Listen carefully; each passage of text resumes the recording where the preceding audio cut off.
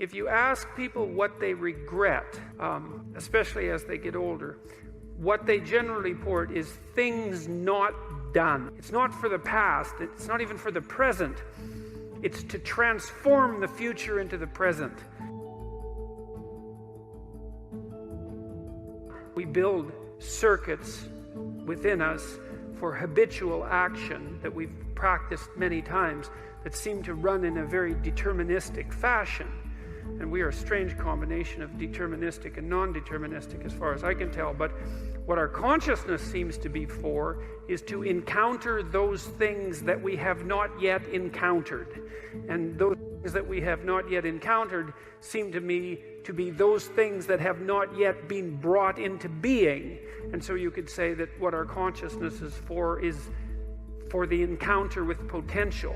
You know, that our consciousness is it's not for the past, it's not even for the present. It's to transform the future into the present. And really that's what our consciousness does. When you wake up in the morning, you have a new day ahead of you, and the day could take you in very many directions. And the weeks and the years, all of that can take you in very many directions. And you have some apprehension about what those directions might be.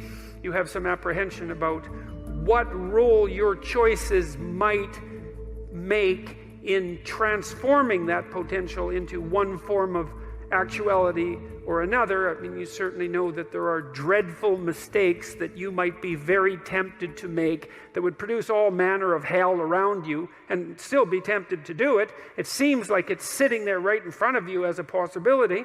You also know that, you could haul yourself up out of bed and attend to your duties and do the sorts of things that you're supposed to and set a few things right that day and that week, and that likely things would at least not be worse, and they would probably be better. And I do believe that I don't understand how this can be the case. I don't understand how it is that consciousness can function in that way, because I think to understand that, we would have to understand what it means for the future to be only potential rather than actuality.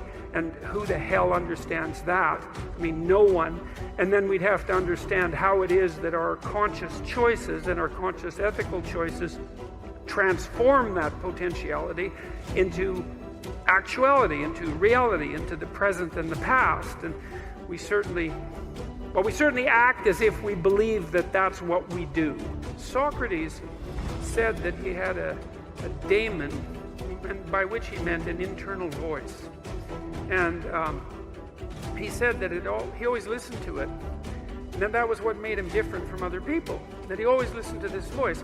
And the voice didn't tell him what to do. It told him what not to do. And when the Delphic Oracle proclaimed that Socrates was the wisest man in Greece, in Athens and in Greece, one of the reasons Socrates attributed her decision to deem him the wisest man was because, well, she said he knew nothing, but he knew in part that he knew nothing, at least in part because he was always listening to the voice of his daemon, his internal conscience. And then I just found out the other day that the word democracy comes from the same root, which is really interesting. Like, I had no idea that was the case, because what it suggests, it's so fascinating looking at how words are related to one another historically, because you find strange connections between ideas that you would never imagine, and sometimes they're unbelievably profound. And so what happened historically is that, so there was the concept of the Socratic daemon. Now, it was the daemon that Socrates listened to when he decided that he was not going to run when the Athenians decided that they were going to put him to death. The Athenian aristocrats, right? Because they thought that he was corrupting the youth by, talking to them and telling them the truth. And I suppose that's certainly grounds for chasing someone out of your town. Anyways, they gave him plenty of notice because they didn't really want to kill him. They just wanted to get the old goat the hell out to some other city where he could cause trouble there. And his friends were, making plans to scurry him away from Athens. And he went out and consulted his daemon, and it told him.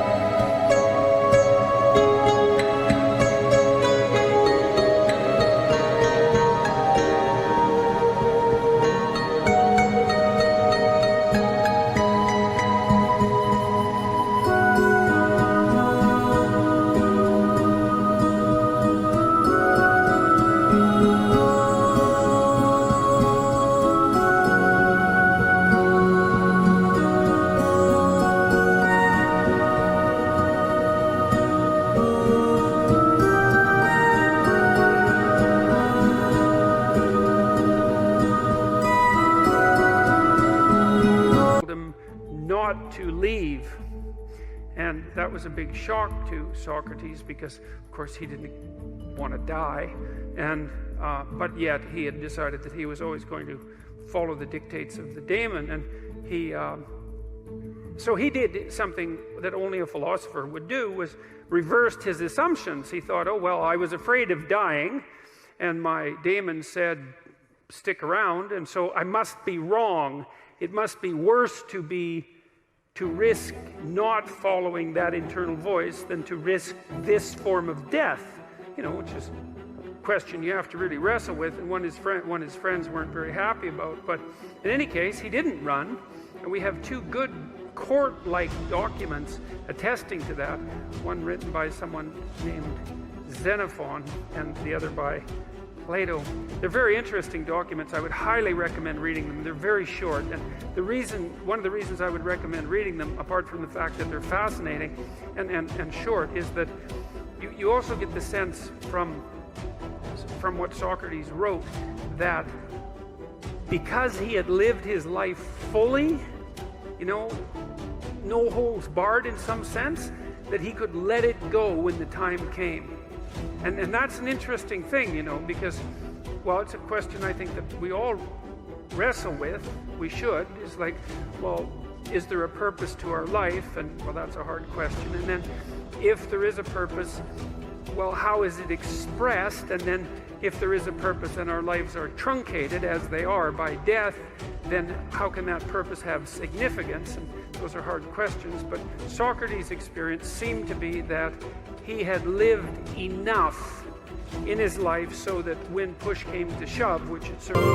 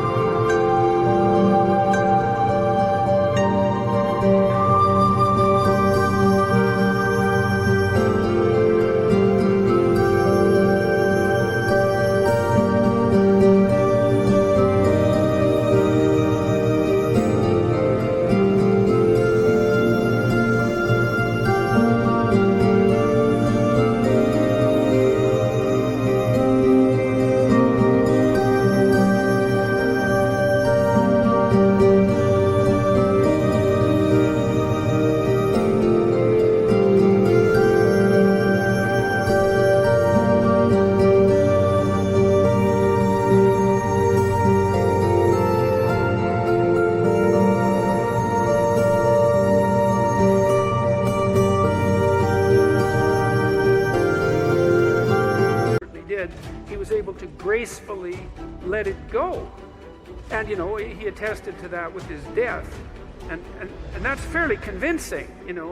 That's a fairly convincing argument, and it's one that I find, well, it's hard to tell if I find it exactly credible, but I don't find it incredible. I certainly have noticed that as I've got older and have done things, accomplished isn't exactly the right word. I've participated in many things that I'm pleased to have participated in them, but wouldn't necessarily go back and participate in them again.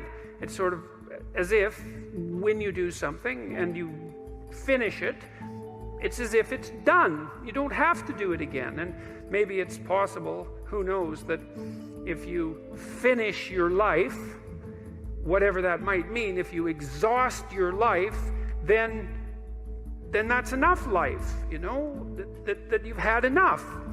And that doesn't mean that I try not to keep myself healthy and that I want to die tomorrow. It doesn't mean any of that. I'm trying to stick around as long as I can, but there's still that curiosity about the relationship between life and mortality, and the possibility that a life well lived exhausts itself in some fundamental sense, so that you can be satisfied, let's say, with what you were. There is some psychological evidence that bears on this. If you ask people what they regret, especially as they get older, what they generally report is things not done. So they don't regret so much mistakes they've made, although of course people obviously regret mistakes they've made as well. So they don't exactly regret sins of commission, right? Errors that they've actively made. They torment themselves for opportunities that had presented themselves that they did not, let's say, exploit or engage in. And I think that's worth thinking about too, because one thing that I have become convinced about with regards to human consciousness, which I think is equivalent to the spark of divinity in some sense that our fundamental stories insist has been placed within us, is that human consciousness is that faculty that confronts potential itself